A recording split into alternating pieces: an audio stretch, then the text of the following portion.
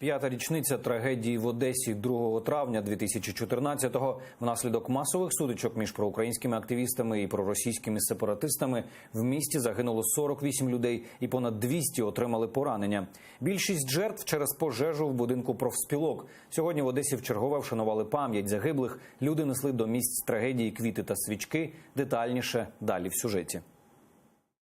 Ранок в Одесі розпочався з пошуку вибухівки. Поліцейські перевіряють територію на наявність небезпечних предметів, встановлюють огородження. Центральні вулиці Одеси посилено патрулюють понад 2,5 тисячі правоохоронців.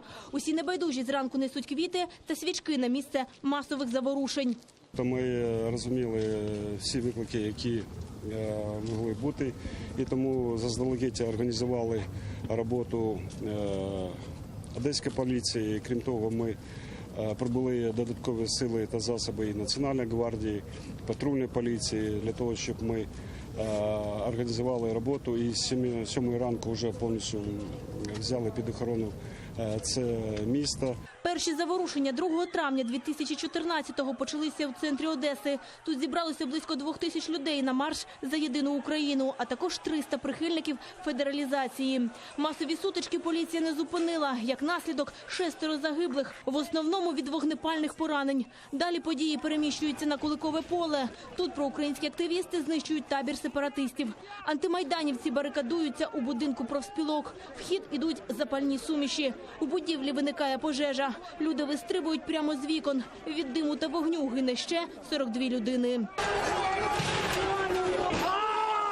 Справу про масові заворушення українські правоохоронці розслідують 5 років поспіль і досі не знайшли винних. У прес-службі МВС повідомили, винесено обвинувачувальний вирок одній особі. До суду направлено обвинувачувальні акти ще щодо 3 осіб. Але матеріали справи та саме розслідування залишають більше запитань, ніж відповідей. Так вважають родичі загиблих. Нам ничего не говорят практически, потому что расследование как такового не идет. Сейчас вот ребята сидят в тюрьме, которые были здесь, которые спасали людей, которые их обвиняют, Бог знает в чем. И они сидят, ни суда над ними практически нет, ничего. Розкритикували роботу українських слідчих і моніторингова місія ООН з прав людини в Україні.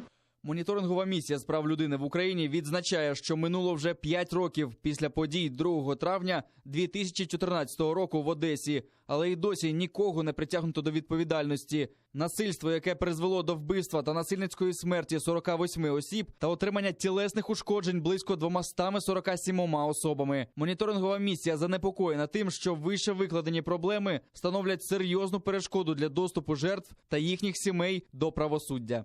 Поки правоохоронці намагаються знайти винних, українці продовжують з року в рік вшановувати пам'ять загиблих.